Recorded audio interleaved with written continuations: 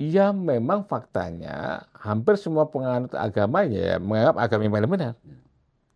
Mungkin ekspresinya yang salah, Bro. Jadi mengekspresikan dalam ranah privat dan publik itu ya. Kalau Nah, pengakuan kebenaran itu privat sekali silakan, tapi iya. begitu masuk wilayah publik, nah itu harus Berbenturan. berputar, hati-hati di Nah, situ tuh. jadi soal kebenaran tadi, Ya. saya kira itu tadi antara privat, publik. Kalau saya mengatakan agama yang paling benar,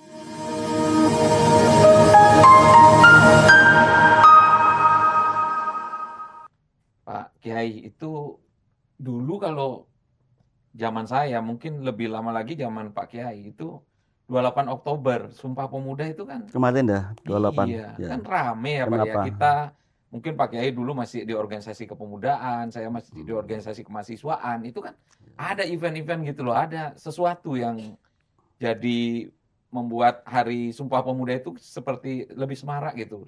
Kok sekarang sepi, Pak? Iya, jadi beda dengan pemuda dulu ya. Zaman saya itu Iya. luar biasa komitmen dan apa namanya upaya untuk meriahkan hari yang historik ya.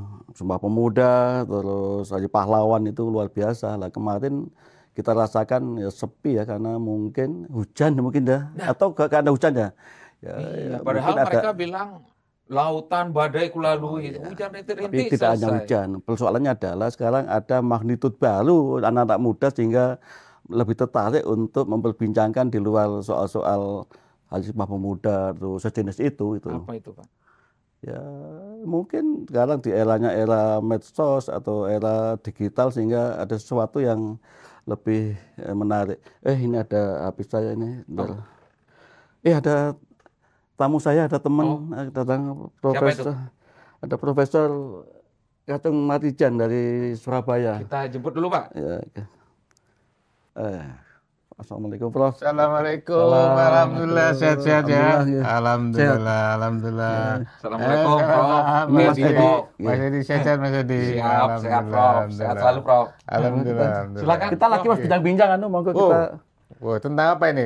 Kok kelihatannya Ya asik biasa ini? ya memperbincangkan secuil persoalan negara bangsa tentang apa itu suasana kebatinan anak muda, terus komunitas tentang kewarganegaraan. Jadi biasalah di ruang ini memang kita namakan pojokan ya. Pojok apa nama itu?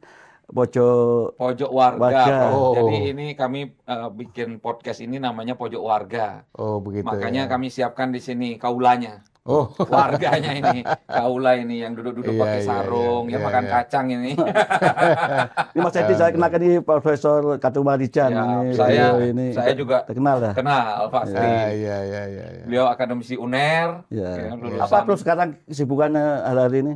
Ya, tadi kebetulan saya lagi di Jakarta ada konferensi di Universitas Islam Internasional Indonesia itu. UI yang di Depok itu Yang di ya? Depok. Iya, Ya kebetulan kok sudah lama nggak ketemu Pak Saiful ini. Jadi Iya, alhamdulillah iya, lah bisa silaturahmi. Iya. Dan Pak Edi juga ini alhamdulillah. Kamu mau minum apa dulu, Prof? Air putih boleh, teh boleh. Oh iya, siap-siap. Iya, iya. Kopi tadi pagi sudah jadi cukup sekali. Cukup sekali. Oke. Sehari ya. Kalau saya kopi, ayo Riz. Sorong Riz, minumannya Riz. Ya, ya. Ayo mumpung ada Sama. Profesor Kacung kita perbincangkan sesuatu yang Mas Edi. Iya, jadi kalau terkait dengan organisasi kami ini, Prof, Institut Kewarganegaraan Indonesia ini kan sudah berdiri dari 2006. Sebenarnya fokus kami itu pada 3 undang-undang itu. Kewarganegaraan, kependudukan, penghapusan diskriminasi. Ya, oh gitu ya. Nah, dalam konteks ini kami ingin Makasih, makasih. Nah, silakan nanti ya, Prof. Ya, ya, ya. Kami ingin mengelaborasi soal kewarganegaraan, Prof. Kalau kita selama ini kan kesannya itu kalau bicara kewarganegaraan, seolah-olah orang itu hanya terpaku pada identitas hukum seperti paspor. Bayangannya, kata kewarganegaraan itu lekatnya pasti paspor, KTP. Kemudian kalau yang sering di media sosial mungkin naturalisasi pemain timnas, itu kan sering saya kewarganegaraan. Nah, bagaimana sebenarnya sih, Prof, secara filosofis kewarganegaraan itu dan posisi kita sebagai makhluk sosial di dalam konteks kewarganegaraan itu sebetulnya seperti apa? Memang sebelum tahun 80-an sebetulnya eh, ketika berbicara pada soal kewarganegaraan itu sering dikaitkan dengan aspek legal formal, aspek Legal formal. politik. Ya. Misalnya, oh ini warga negara mana. Jadi dikaitkan dengan nation state. Indonesia, Singapura, Malaysia, Arab, dan Arab, lain-lain. ya. Nah, padahal sebelum itu konsep nation state itu kan masih blur ya. Jadi misalnya, kenapa kok di Singapura ada kampung Bugis? Kampung Bugis di Singapura. Oke. Singapura. Ya karena orang Bugis ke sana bolak-balik. Iya. Nggak ada paspor waktu itu. Iya, iya. Orang Jawa juga ke sana. Ya. Bawean kan juga itu. Bawean juga ke sana. Itu nggak ada paspor. Nah, karena konteksnya adalah masih blur nation state itu. Mungkin namanya masih Tumasik. Iya.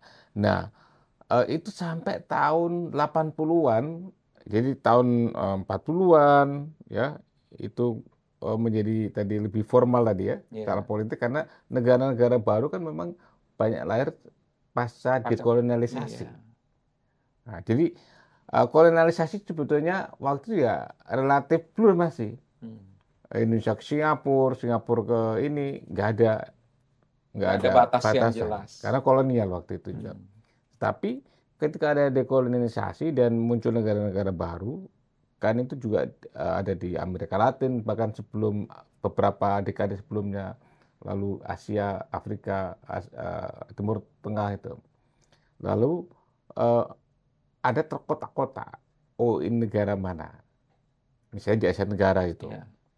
Nah, sehingga dari itulah ada batasan siapa sih yang menjadi warga negara suatu negara itu.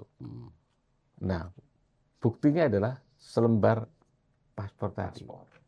Kalau di KTP, tapi kemudian kalau ingin direcognize oleh negara lain, ya paspor itu. Nah, setelah tahun 80-an muncul pemikiran warga negara kan bukan hanya sekedar itu.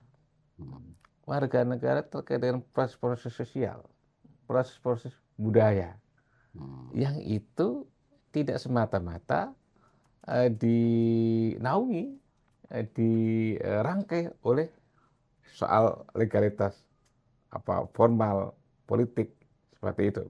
Jadi negara lalu dikaitkan dengan konteks lokal, ya konteks bahkan konteksnya adalah konteks global. Karena apa? Proses-proses sosial itu karena tadi orang itu kadang-kadang bermigrasi, kan muncul diaspora macam-macam itu. Misalnya ada misalnya dari Indonesia tadi ke Malaysia atau ke Singapura tadi. Nah, orang Bugis di sana itu warga mana sebetulnya? Iya. Ya kan? Termasuk yang orang Jawa di Malaysia. Ada Tiba-tiba di Malaysia bikin reok Ponorogo. Nah, itu sebenarnya warga mana itu? Iya. Ya kan? Secara kultural mereka masih ngaku saya warga Jawa. Iya. Orang Bugis mengaku saya warga Jawa. Tetapi secara politik Malaysia atau Singapura. Ya. Jadi ya, begitu juga negara yang lain tuh. Ya, ketika misalnya ada migrasi orang-orang Eropa ke Australia, ke Kanada, ke Amerika macam-macam, mereka juga masih terikat dengan akar kultural mereka, yaitu atau membentuk komunitas sendiri di negara baru itu. Jadi, nah sejak saat itulah sebetulnya ada pengakuan tentang pentingnya memahami warga negara itu, bukan hanya sekedar legal formal, oh ini Indonesia, oh ini Malaysia, oh itu yang Thailand dan lain-lain, tapi juga menjadi bagian dari proses sosial tadi. Nah, misalnya gini, Melayu. Di Thailand Selatan ada Melayunya. Melayu. Iya. Nah, mereka warga mana ini? Secara politik Thailand. Tapi kan mereka juga memiliki persaudaraan Melayu juga. Gitu ya. Begitu juga di Filipina Selatan, Selatan, Moro ya sekali ya. misalnya gitu ya. Nah, atau yang rame dalam beberapa dekade sekarang adalah Rohingya di Myanmar. Myanmar, Hmm. ya kan? Nah, dan ada juga yang cukup pelik sampai sekarang itu adalah di perbatasan antara Irak, Turki, itu Kurdistan. Kurdi, bukan Kurdi. Kurdistan kan sendiri Kurdistan, negara. oh, ya. Tapi masyarakat Kurdi. Masyarakat Kurdi ini ada di Turki, ada di Irak, misalnya. Nah, mereka kadang-kadang teralienasi. Ya. Teralienasi karena dianggap bukan warga negara. Bukan warga negara Irak, bukan warga negara Turki atau yang lain-lain. Karena secara kultural mereka lebih mendekati Aslinya, negara asalnya. Kurdi. Memang Kurdi mereka itu. Nah, tapi kan secara politik ada di situ. Agak mirip artinya Prof ya sama kasusnya tadi yang Prof sebut Rohingya. Yang dianggap lebih dekat Bengali. Iya, betul. Iya. Jadi orang-orang Bangladesh itu kan. Padahal sebetulnya namanya komunitas masyarakat itu kan terbangun atas konteks lokal, tetapi juga karena suatu hal bisa bermigrasi. Misalnya karena kebutuhan ekonomi, atau karena dipaksa secara alam, misalnya karena bencana, kemudian mereka harus pindah ke tempat kawasan ya tertentu. Pindah kawasan, bahkan bisa ribuan kilometer misalnya. Yang dari Timur Tengah ke Eropa jutaan. Atau ada yang ke bagian Cina yang barat di provinsi Xinjiang. Ya. Nah, itu kan juga masyarakatnya juga bukan masyarakat Cina asli itu. Iya, mukanya lebih kayak perpaduan dengan timur Asia Tengah. Ya. Mungkin kayak ini di Cina agak ada perpaduan dengan mana nggak tahu ini Pak Edi kan. Saya perpaduan dengan Madura. Iya.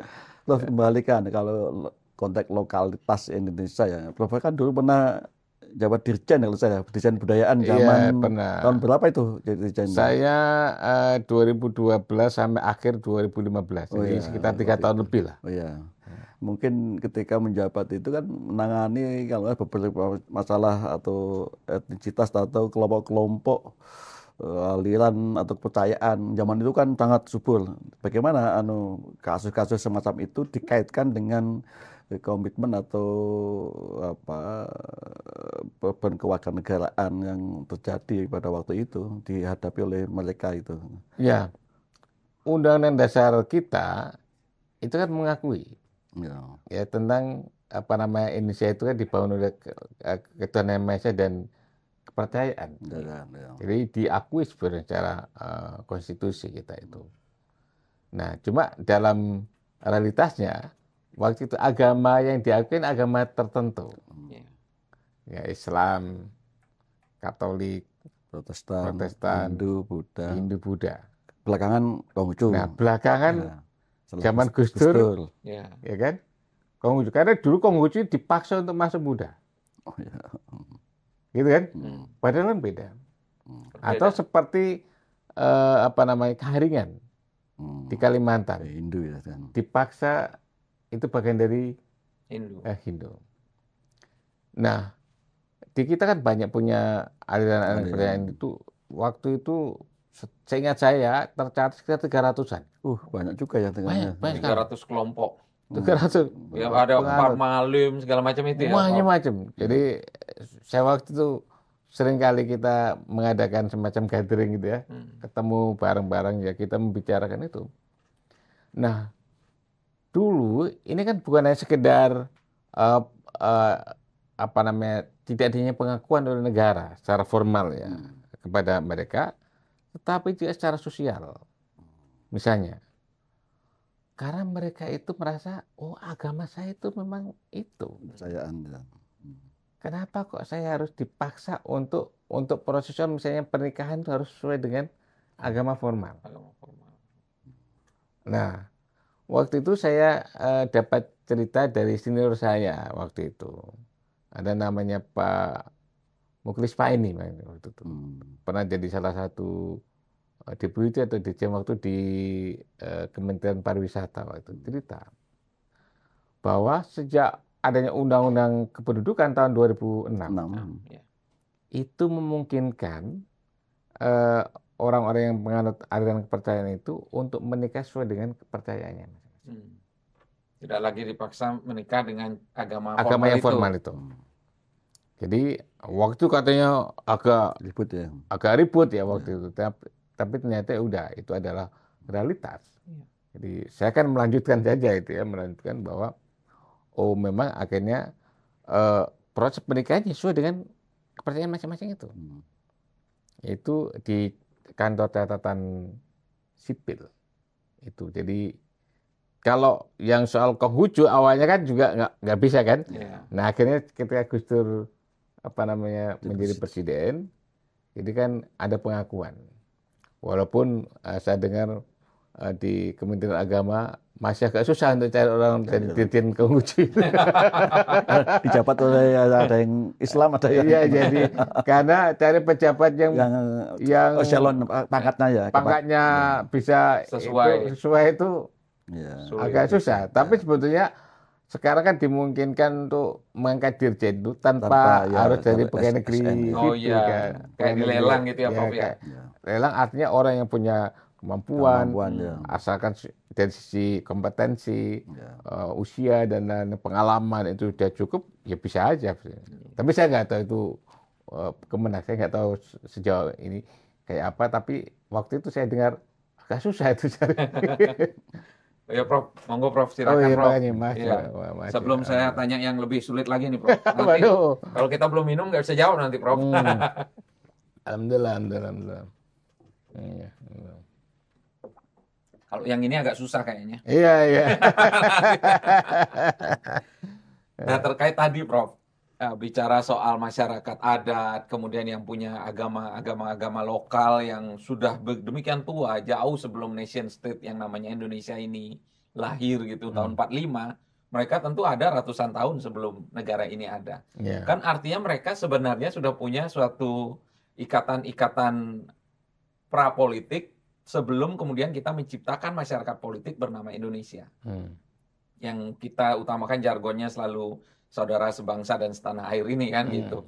Nah, bagaimana kemudian menurut Prof Kacung ini ikatan-ikatan prapolitik ini kemudian bisa melebur atau malah bisa berkompetisi dengan ikatan baru kewarganegaraan ini? Ini kan kewarganegaraan kan fenomena yang cukup modern dibandingkan ikatan prapolitik ya Pak ya, ada agama, ada etnisitas atau suku dan sebagainya itu. Iya.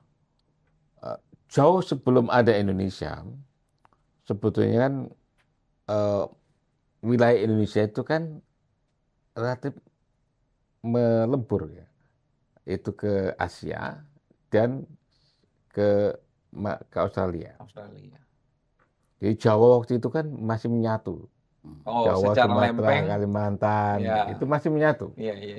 Ya, karena peristiwa besar ya, ada yang menganggap itu karena letusan gunung di Toba macam-macam sehingga meleleh menjadi es sehingga terpisah pura-pura itu. Nah, tapi waktu itu juga ada pergerakan manusia. Manusia kan dari Afrika macam-macam kemudian bergerak ke Afrika, lalu dari Cina, dari Taiwan, lalu ke Indonesia macam-macam. Jadi kita sebetulnya dari mana? Aslinya dari mana? Ya kan? Ribuan tahun yang lalu juga dari orang-orang yang mengembara ini. Nah, lalu mereka berdiam di sebuah wilayah tertentu dan karena lingkungan, alam dan lain-lain akhirnya mempengaruhi ya pembentukan bodi kita. Kenapa warnanya seperti ini ya? Kenapa kok orang Asia itu hidungnya kayak saya ini? Kok tidak mancung? Seperti di Eropa, itu kan tidak lepas dari pengaruh alam mereka masing-masing, termasuk warna kulit dan lain itu tidak lepas dari alam. Nah artinya ini akhirnya sekian ratusan tahun bahkan ribuan tahun akhirnya membentuk lah komunitas yang berbeda tadi, ya kan? Kalau dalam ya ini karena ada Pak Kiai ya. Ya, kalau dalam agama Islam kan Tuhan itu menciptakan bersuku-suku Suku, berbangsa-bangsa berbangsa. supaya lita'arofu, supaya mengenal. saling mengenal satu sama Tahu. lain. Tahu Allah mau kenal ini. Saya kan ikut kultum.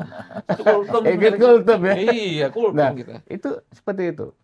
Dan Nah, kemarin saya baru makan itu, Prof. Apa buah kurma. wah, Jadi lebih cerdas. lebih cerdas Untuk ya itu. bahasa Arab saya. Ya, itu. Nah, artinya apa? Kemudian di Indonesia itu ada sekian banyak suku macam-macam. Ya, basisnya tadi lokalitas tadi karena alam dan lain kan melahirkan suku-suku sendiri-sendiri.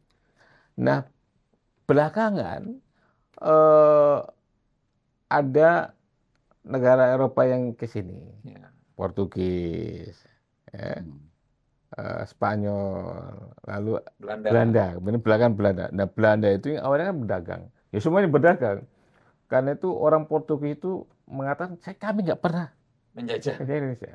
Saya pernah diprotes dulu oleh duta besar Portugis ini. Ketemu saya sekitar 30 menit dan saya hanya dikasih waktu 5 menit. Dia ngomong terus. Supaya apa? Merubah sejarah kebudayaan Indonesia.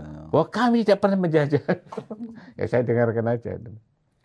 Nah, mereka berdagang dan akhirnya menguasai kita. Tapi dalam prakteknya kan bukannya berdagang. Muncullah namanya kolonisasi. Pemaksaan. Nah, orang-orang yang dari bersuku-suku tadi, dimulai dari Aceh sampai Papua sana, itu kan punya pengalaman yang sama. Nah, pengalaman yang sama inilah yang akan membentuk ikatan di antara mereka. Nah, kesamaan sejarah, ya, bukan kesamaan itu, kesamaan sejarah, kesamaan sama-sama pernah dijajah oleh Belanda dan lain-lain itu melahirkan komitmen untuk membangun nation and state Indonesia. Ya di 28 itu kuncinya kan. Ya. Karena itu kami bersuku-suku macam-macam ya. Ya termasuk suku Tionghoa sebenarnya. Iya, betul. Jadi kita lihat suku Tionghoa kan seperti suku. Suku, ya iya. suku di Indonesia. Ini ada pengalaman menarik saya itu ya. Karena saya nggak ngerti tahun 90 waktu saya pertama kali ke Pontianak. Ya, saya naik ke turun bandara. Itu hampir semua orang pakai bahasa Mandarin. Itu bahasa Tek. Iya, waktu saya tahunya saya pokoknya bahasa Mandarin. Mandarin. Waduh, banyak investor di sini. Saya nggak ngerti. Iya. Bayangkan tahun 90 saya itu nggak ngerti waktu itu. Terus saya masuk ke mall, semua juga bahasanya sama. Masuk apa, Bro? Ke mall itu. Oh, mall. Semua ya. juga bahasanya sama. Ke restoran, baru saya nggak, oh memang itu bahasa lokal di Bahasa sini. daerahnya. Jadi saya anggap, oh ini seperti bahasa Jawa, Madura, macam itu. Ya, saya baru sadar. Bahkan penjual di pasarnya, Prof. Tukang becaknya itu bisa. Tukang beca. Ya mohon maaf, pengemis. Iya. Waktu itu ya. Waktu itu. Nah, artinya mereka ini lalu yang merasa satu kesamaan tadi. Nah, itulah yang akhirnya memupuk menjadi terbangunnya kewarganegaraan secara politik. Jadi secara politik menjadi warga negara Indonesia ketika Indonesia merdeka. Nah, tetapi kewarganegaraan politik itu kan tidak berarti menghilangkan realitas bahwa secara sosial ya mereka beda-beda. Beda, betul ya. Ya kan? Mereka beda-beda. Ya usah jauh-jauh. Sekarang kita lihat saudara-saudara kita Baduy. Dulu Samin ya di sekitar Jawa Tengah macam-macam. Blora. Blora ya, Pak. Macam-macam. Ya kan? Ya saudara saya di Baduy. Coba kita tanya, sampai negara mana? Ya Baduy yang dalam ya. dalam betul ya. Ya kami inilah warga sini, warga Baduy. Jadi warga citizenship Baduy. Citizenship Baduy. Hmm. Karena ikatannya bahkan sudah ada di zaman Sebelum. Jauh dulu sebelumnya. sekali, ya. Nah, hanya saja yang terjadi memang ya Pak itu yang saya sebut tadi konsep kewarganegaraan setelah tahun 80-an yang mulai memberikan pengakuan pada proses-proses sosial itu. Nah, cuma secara politik lalu ya Indonesia, sehingga ya mohon maaf ya kalau orang Kristen mau atau Katolik mau untuk ke Roma gitu ya, untuk ziarah ke Vatikan, ya harus bawa paspor Indonesia. Iya. Orang yang mau ke Mekah ya harus bawa paspor Indonesia. Nah, tapi itu tidak kemudian menghentikan realitas bahwa mereka punya perbedaan-perbedaan. Itu.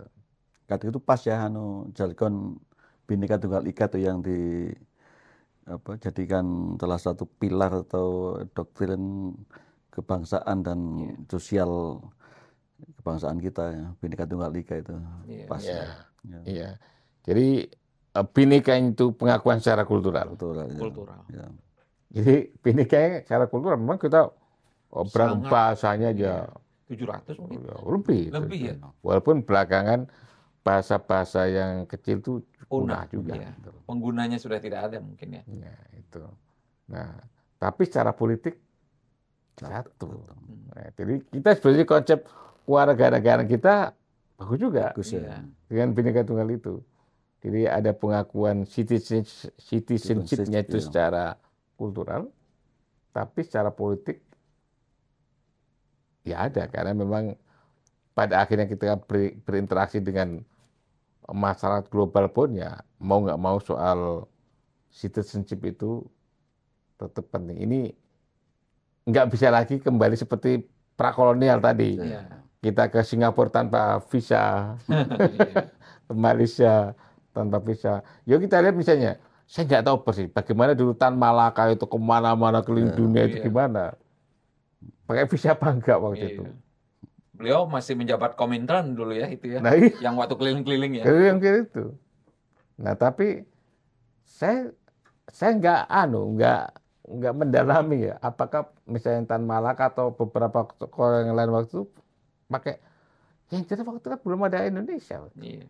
Rezim imigrasi belum terbentuk ya. Belum ada. Iya. Rezim imigrasi belum terbentuk karena rezim nation state belum pasca kolonial juga belum terbentuk. Dan mobilitas manusia mungkin cenderung lewat kapal laut dulu itu. Iya. Jadi mungkin ada semacam pemeriksaan atau apa di pelabuhan yang mana itu pasti gampang lolosnya. Gampang lolos. Tinggal nyebrang sedikit pasti hilang. Hanya belakangan kalau sekarang rezim imigrasi itu ada perkecualian untuk masalah perbatasan. Oh iya.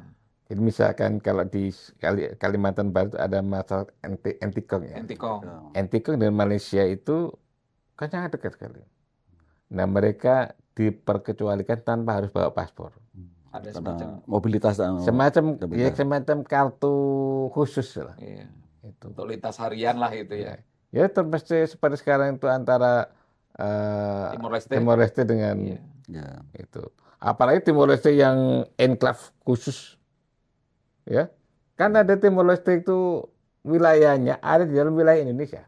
Oh iya. Jadi ketika ini mau ke Timor Leste harus melewati Indonesia. Itu ada khusus kecil sekali. Apalagi bahasa juga, bahasa Indonesia pasti bisa semua. Iya, hampir semuanya itu. Iya. Apalagi nonton TV-nya juga TV Indonesia. Nonton sinetron semua, kayak orang Malaysia juga jadi pintar bahasa Indonesia karena nonton sinetron katanya, Prof. Iya. Nah, saya ingin lebih dalam soal ini, Prof, bahwa ikatan-ikatan prapolitis itu salah satunya kan agama. Yang mana ikatan agama ini kan bisa dibilang ada emosional di dalamnya itu dan itu sesuatu yang juga mudah diletupkan gitu ya. Sehingga terkadang kalau ada kelompok-kelompok yang kemudian ingin membesarkan ikatan keagamaannya ini, kemudian terkadang berbenturan dengan ikatan kewarganegaraan. Itu Iya, bagaimana ya Prof? Fenomena sekarang ini kan kita bisa lihat terorisme, ISIS dan lain-lain itu. iya. Memang kan gini. Tadi saya sebut tanda petik agama-agama lokal ya. Yang di Indonesia aliran kepercayaan itu kan lokal ya. Iya. Ada 300-an macam-macam. Nah, itu sih memang sepertinya nggak terlalu masalah. Tapi yang tadi dikatakan itu kan agama-agama dunia. Iya. Islam, Katolik, gitu, Buddha, Hindu. Itu kan agama dunia. Kenapa? Karena itu dianut oleh orang dari berbagai negara. Nah, ini yang kadang-kadang seperti ada dilema. Kenapa? Di satu sisi memang hak warga negara siapapun untuk menganut agama, tapi sisi lain ada konsep kebenaran, ya kan? Kebenaran. Nah, orang yang jadi salah adalah agama yang paling benar, yang lain salah, ya kan? Ya. Ini yang kadang-kadang bisa melahirkan intoleransi. Karena agama yang paling benar, yang lain salah, bahkan layak diperangi. Nah, itu kan yang melahirkan ekstremisme berlebihan ya. Ekstremisme sudah salah, apalagi ini berlebihan ya itu. Karena lalu saling meniadakan, menegasikan. Meniadakan itu kan berat. Ya memang faktanya hampir semua penganut agama ya menganggap agama yang paling benar. Mungkin ekspresinya yang salah, Bro. Jadi mengekspresikan dalam ranah privat dan publik itu ya. Kalau pengakuan kebenaran itu privat sekali silakan, tapi begitu masuk wilayah publik, nah itu harus berbenturan. Hati-hati di situ tuh. Jadi soal kebenaran tadi, saya kira itu tadi antara privat, publik. Kalau saya mengatakan agama yang paling benar, ya benar penganutnya. Saya kira hampir semua orang misalnya menganut Katolik, ya Katolik yang paling benar. Kristen yang paling, Hindu yang paling benar, Islam juga sama. Nah, harusnya kan kita bisa, iya sama, ini sama-sama benar ya. Nah, yang jadi soal adalah tadi publik privat tadi. Kan harus ada rekognisi juga, pengakuan. Setiap orang mengakui dirinya benar. Artinya apa? Ada penghormatan pada dirinya dianggap benar. Karena itu juga bisa menghormati orang lain yang berbeda. Yang punya pendapat bahwa agamanya yang benar. Nah, ya kan ini. Kalau Anda ingin diakui bahwa agamanya Anda itu paling benar, maka Anda juga memberi kesempatan pada orang lain untuk mengakui agamanya juga paling benar. Kan secara solusi kita nggak bisa memaksakan. Di dalam Al-Quran itu juga disebut laikur fiddin kan, gitu. Artinya apa itu, Pak? Nanti belajar khusus ya. Oh iya. Nanti kita kursus bahasa. Ini dulu tokoh Prof, aktivis Buddha ini. Ini Hikmah Budi ya. Hikmah Budi waktu mahasiswa. Ini aktivis. Oh iya, ini itu. Nah, kalau kita bicara kemudian tentang kewarganegaraan ini, Prof ya. Kita kan bicara tadi soal bagaimana kelompok-kelompok di dalam masyarakat ini bahwa sudah ada rekognisi gitu ya Prof ya terhadap mereka. Apakah itu tercermin Prof di sistem politik kita ini? Nah, sebetulnya Undang-Undang Dasar kita dulu ada representasi untuk golongan-golongan. Di sebelum sebelum amandemen. Ya, betul. Jadi waktu itu hampir semua pemilu itu, jadi kan waktu itu kan lembaga perwakilan diisi oleh hasil pemilu.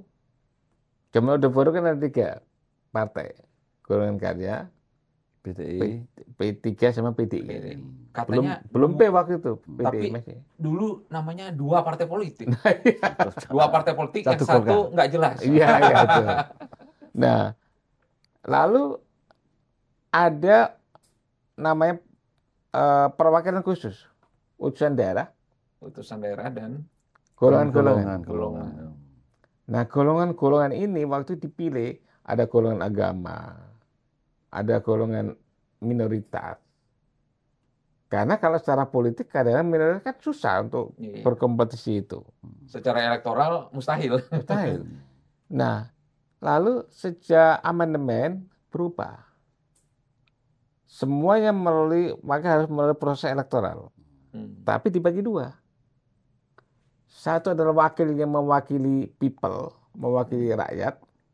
Ya, itu DPR di itu ya. DPR.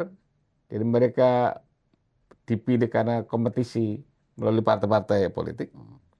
Yang kedua adalah utusan daerah, Wilayah. utusan wilayah, yang di sini disebut Dewan Perwakilan Daerah. Nah, Dewan Perwakilan Daerah itu sama, masing-masing provinsi 4. Kalau yang DPR berdasarkan jumlah penduduk. Jadi provinsi dengan jumlah penduduk banyak pasti utusannya Perwakilannya banyak. Nah, sejak itu utusan golongan nggak ada. Nah, ini sebetulnya saya nggak tahu persis sejarahnya kenapa kok nggak ada. Mungkin karena pemikiran bahwa semuanya harus melalui proses elektoral. Ya, biar utusan golongan ya silakan bertarung di partai-partai politik. Elektoral semua, dan mungkin karena kita menganut demokrasinya sudah memang liberal gitu ya. Terlalu liberal mungkin kalau melihat kondisi masyarakat kita liberal. Nah, ini kita bisa belajar dari Selandia Baru. Setahu saya, Selandia Baru itu ada khusus perwakilan Maori. Suku Maori. Ya. Di Maori kan suku asli di Selandia Baru. Jadi ada pengakuan khusus secara politik untuk representasi Maori. Di perwakilannya. Ya. Jadi mungkin ya, kan sekarang ada upaya untuk memperbaiki sistem elektoral kita ya. Barangkali ada bagusnya juga di level perwakilan itu ada wakil-wakil khusus dari golongan-golongan tertentu, entah sekian persen misalnya itu akan bagus juga. Jadi tidak semuanya harus melalui proses kompetisi elektoral, tapi biarlah kompetisi dalam masing-masing kelompok itu. Mungkin tidak semua entitas terwakili, tetapi ada komunitas-komunitas tertentu yang memang cukup besar. Misalnya komunitas berdasarkan agama atau etik dan suku-suku tertentu, ya, yang memang susah untuk memiliki wakil di DPR. Saya kira itu layak juga untuk dipertimbangkan kembali. Ini tugas IKI, Pak Edi, untuk mulai memprovok atau merumuskan di dalam konteks kewarganegaraan dan representasi dan keadilan keadilan seluruh warga bangsa untuk mendapatkan hak untuk ikut berpartisipasi. Saya kira perlu disuarakan tuh, ya, mulai jadi tidak hanya sebatas rekognisi, tapi juga sudah konkret dalam politik. Sistem politik juga terwakili gitu ya, Prof ya. Di Undang-Undang Dasar sebelum diamandemen ada. Kemudian hilang. Saya kira itu tidak serta-merta menegasikan proses elektoral. Misalnya sekian persen itu mewakili golongan-golongan, kan nggak apa-apa. Iya. Kalau misalkan undang-undang pemilu mengharuskan itu, betul, bisa ya. Tidak harus amandemen kembali tadi ke Undang-Undang Dasar 45 asli ya. Karena ribet nanti. Menurut saya tidak harus. Yang penting ini ada pengakuan wakil tertentu, misalnya sekian kursi ya. Itu. Dimulurkan kearifan tuh ya, dimensi kearifan para politisi sekaligus. Jadi masuk ke ini ada musyawarah mufakatnya juga lah soal seperti itu ya, Prof ya. Betul. Jadi kayak kita memberikan semacam affirmation action untuk golongan-golongan ini sehingga mereka bisa menyuarakan aspirasinya di sana secara langsung. kita bisa membayangkan misalnya ada penganut kepercayaan, ada utusannya satu, Ya. Iya. terus apa lagi Kaum satu, difabel, kaum difabel terus satu, Eh, ya kan? simbolik kan, Iya, simbol simbolik. representation. Ya, Jadi agak lebih substantif ya ya. untuk representasinya itu. Kalau kita bisa masukkan, saya kira penting untuk kembali ya. Kembali tidak berarti lalu kembali ke undang-undang dasar yang ya secara murni itu. tidak Dan harus. karena kalau ada Karena faktanya, sudah ada banyak juga yang bagus yang kita praktekkan setelah reformasi kan Pak. ya. Iya banyak. Dan toh pada faktanya para perwakilan sekarang kan juga tidak sepenuhnya bisa merepresentasikan mewakili kelompok-kelompok Iya. golongan yang sudah dihilangkan itu mekanisme dan Iya. keterpilihannya itu kan itu. Iya. Nggak semuanya bisa. Benar-benar membawa aspirasi daerah Iya. dan masyarakat yang bermukim di daerah tersebut. Betul. Nah, Termasuk masyarakat minoritasnya itu yang iya, terkadang memang suaranya nggak terdengar betul. karena nggak punya wakil sama sekali. Saya kira menarik kalau IKI itu menyuarakan kembali ya gagasan-gagasan itu ke Dewan Perwakilan Rakyat. Ya. Atau ada semacam naskah gitu ya. Toh itu tidak harus amandemen undang-undang dasar lah, terlalu repot kali ya. Cukup Menurut saya- regulasinya di undang-undang saya- pemilunya. Menurut saya tidak harus. Termasuk mungkin kayak kasus Papua itu kan juga faktanya juga pemilunya pemilu semian ya pakai Iya, noken noken, iya, kan. betul. Sebetulnya kenapa nggak dikhususkan perwakilan melalui mekanisme yang khusus kan gitu ya. Seperti noken Kearifan begitu. lokal. Iya, betul. Ya. Ya mungkin ada pertanyaan, nanti fraksinya mana? Ya fraksi utusan golongan. Utusan golongan. Kan Seperti bisa dulu begitu lagi ya. namanya ya. Ya, kan bisa begitu kan? Nggak apa-apa. Jadi, Karena kita memang demikian beragamnya, Prof ya. nah, betul. Saya kira itu menarik ya Iya. untuk Ya, dibicarakan terus kita gitu. kembali itu. Iya. Betul, Prof. Nah, selain itu juga, Prof, kalau kita lihat, saya tarik sekarang kondisi kontemporer gitu ya, Prof ya. Eh, batas-batas antar negara kan, kalau dulu Prof bilang bahwa di masa lalu kita belum ada tuh butuh paspor dan sebagainya. Nah, kalau hari ini kan batas-batas antar negara makin kabur lagi, makin borderless juga dengan adanya digitalisasi dan sebagainya. globalisasi, ya. Ya, Masyarakat kita dengan masyarakat atau warga negara yang satu dengan warga negara, Interaksinya interaksinya udah juga luas. intens, bahkan ada aplikasi-aplikasi dating dan sebagainya sehingga perkawinan antar warga negara pun Terbuka, ya. banyak terjadi dan itu menjadi fenomena yang biasa. ya. Kemudian ini menimbulkan juga implikasi di dalam keluarga negaraan. ya. Misalnya dalam contohnya kita punya kebijakan anak Duit. berkeluarga negaraan Ganda, ganda ya. terbatas. terbatas. Iya, Anak khusus terbatas bagi anak hasil perkawinan campuran itu. Sementara Tapi undang-undang kan setelah dewasa harus memilih. ya, Ya. betul terbatas sampai 18 tahun.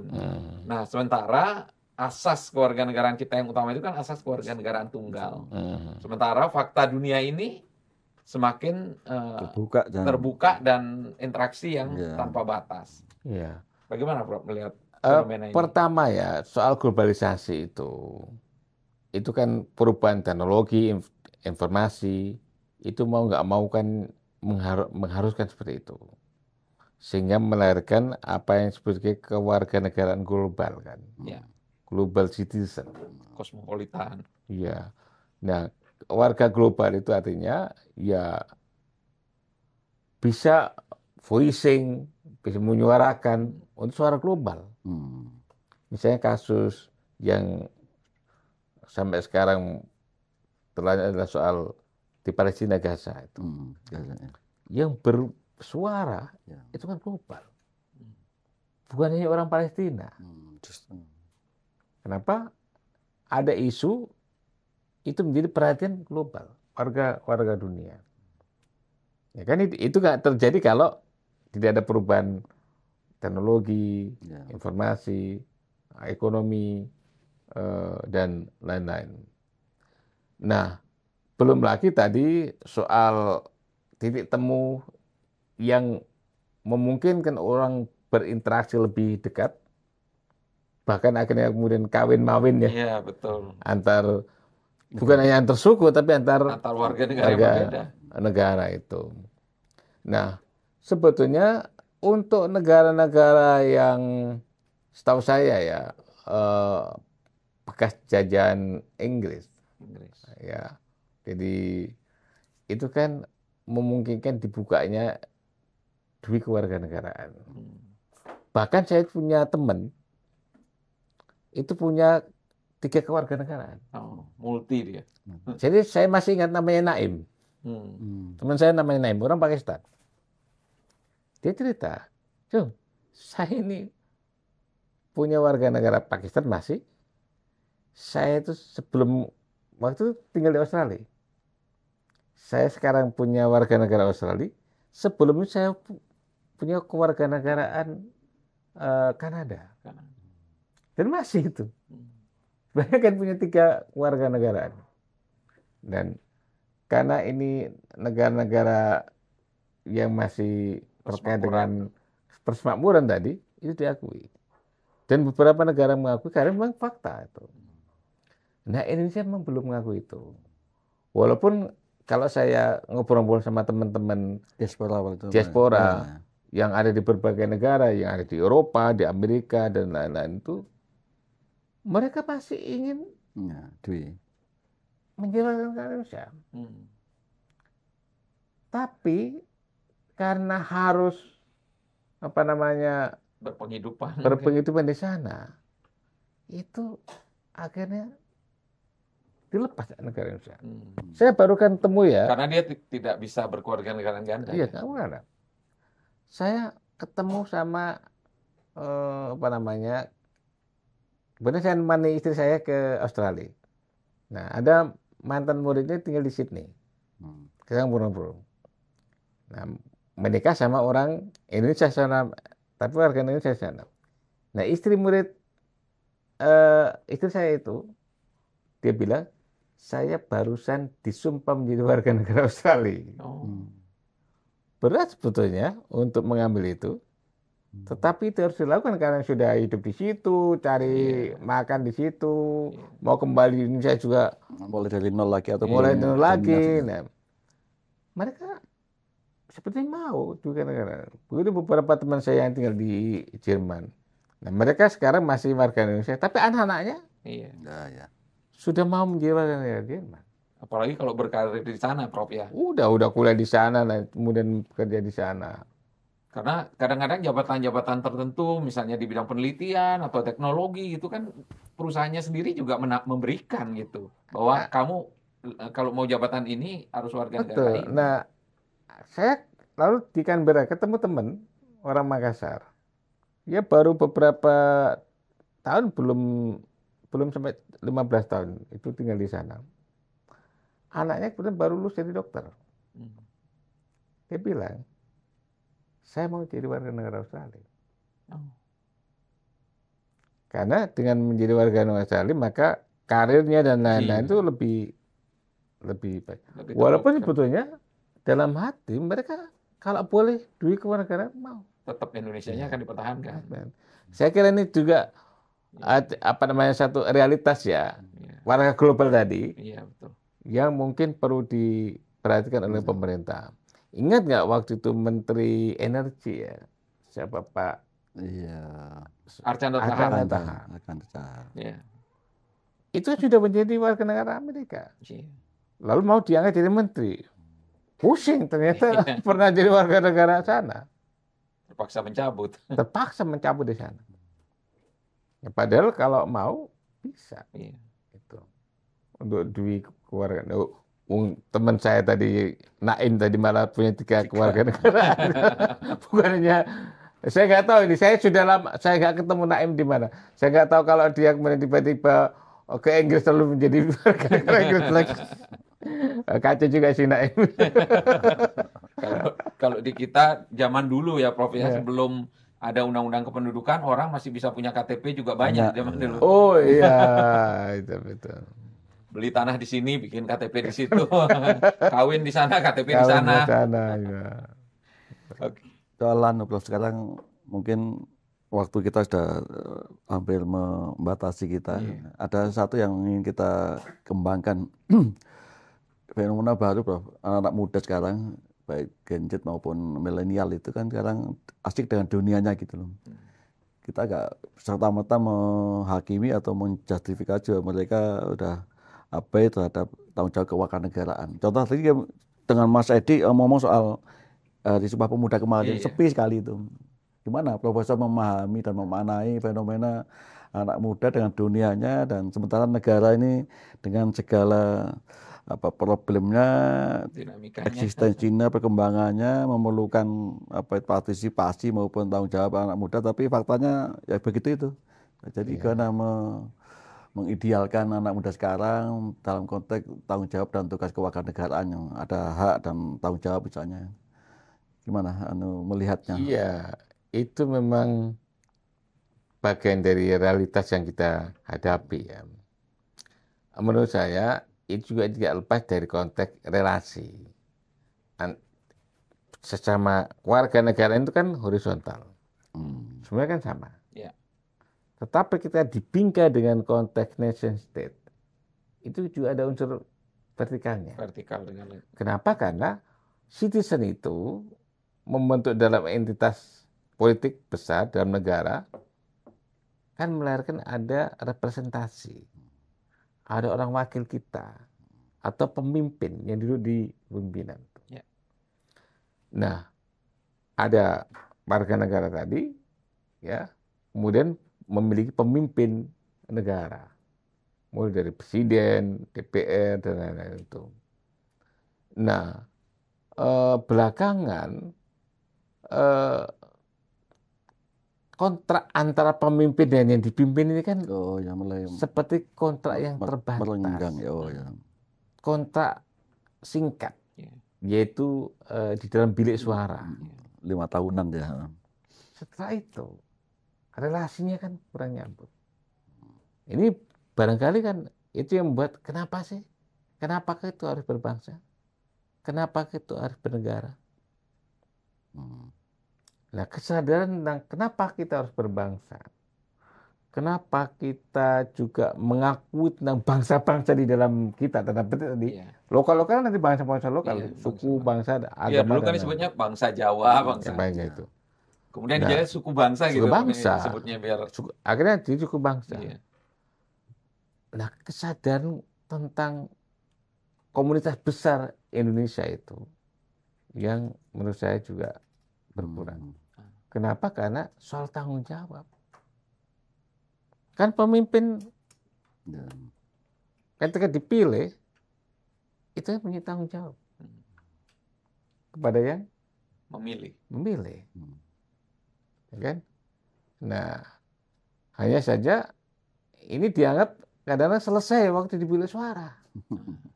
Iya, itu fenomenanya sepertinya kan seolah-olah warga negara yang memilih ini hanya dilihat sebatas vote, bukan lagi sebagai voice. Iya. Nah, sehingga misalnya kenapa sih? Ya voice saya juga nggak didengar. Nah, ngapain gitu dong? Ya kan? Nanti ketika lama nggak dengar, ya, lalu ada gerakan sampai peristiwa tanggal 25 sampai 31 kemarin tuh ya, September ya, Agustus ya, itu kan bahaya itu. Nah, kenapa terjadi? Karena ada kebuntuan. Nah, karena itu voice tadi itu harus diberi saluran dan jangan sampai meletus. Saya kira itu sangat penting. Nah, ketika voice tadi itu dimungkinkan ada saluran, netizen anak-anak muda tadi kan, saya diperhatikan, saya di-recognize, apa sih kita mau itu didengar. Nah, itu kalau terjadi barangkali kita bisa meminimalisasi apatisme di kalangan anak-anak muda tadi. Itu. Iya, dan kalau kita berkaitan dengan tadi ya Prof, kalau kita lihat mereka menyalurkan aspirasinya seperti itu melalui demonstrasi dan sebagainya kan sebetulnya itu juga wujud dari kewarganegaraan itu sendiri. Yeah. Nah, kalau kita bicara kewarganegaraan ini kan warga negara yang baik itu kan seringkali diidentikan dengan yang patuh gitu, Prof ya. Kepatuhan gitu. Patuh bayar pajak, mematuhi lalu lintas gitu ya. Padahal ada sisi lain yang kalau mungkin tuntutan di alam demokrasi ini, saya sering baca juga tulisan-tulisan Prof tentang demokrasi lokal, kemudian kritik Prof terhadap Ben Anderson, power ya, dan sebagainya itu.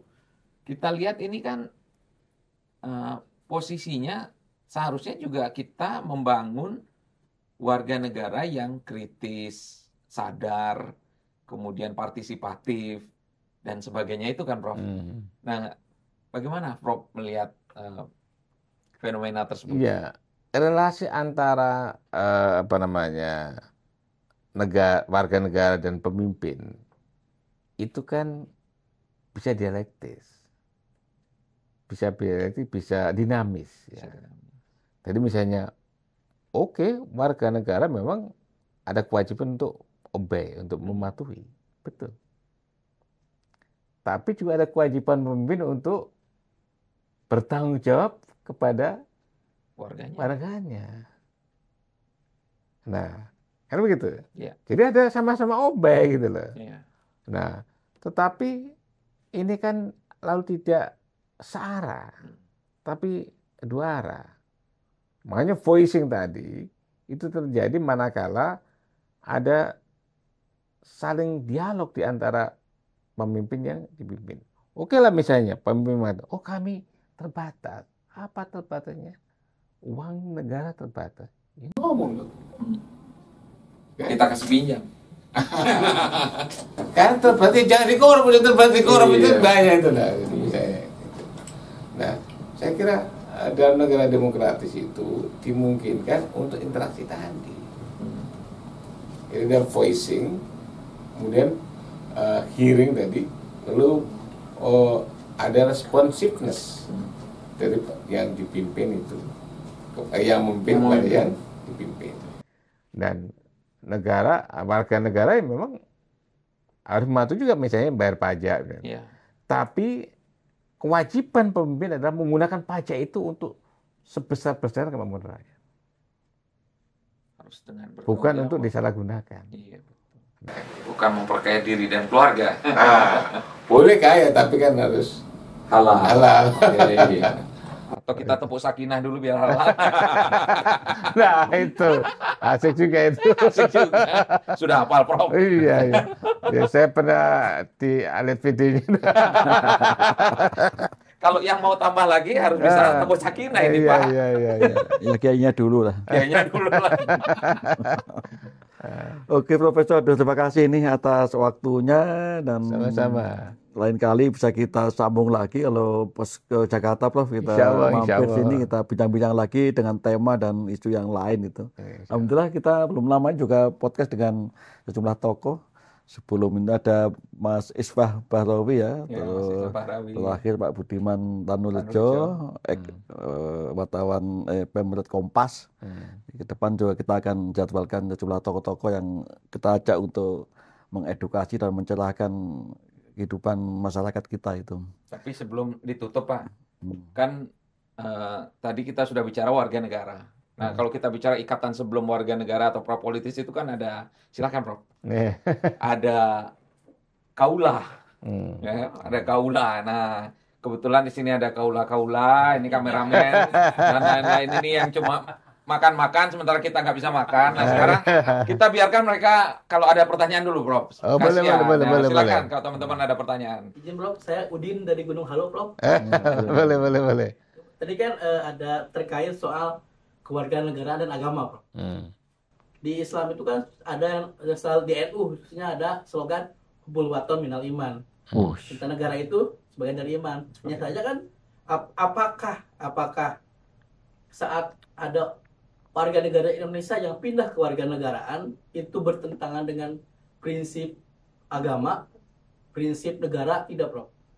Nah, tapi di situ kan ada apa bisa dibilang mereka itu mempunyai kebutuhan yang urgent, salah satunya bekerja gitu. Untuk pindah Apakah itu negara.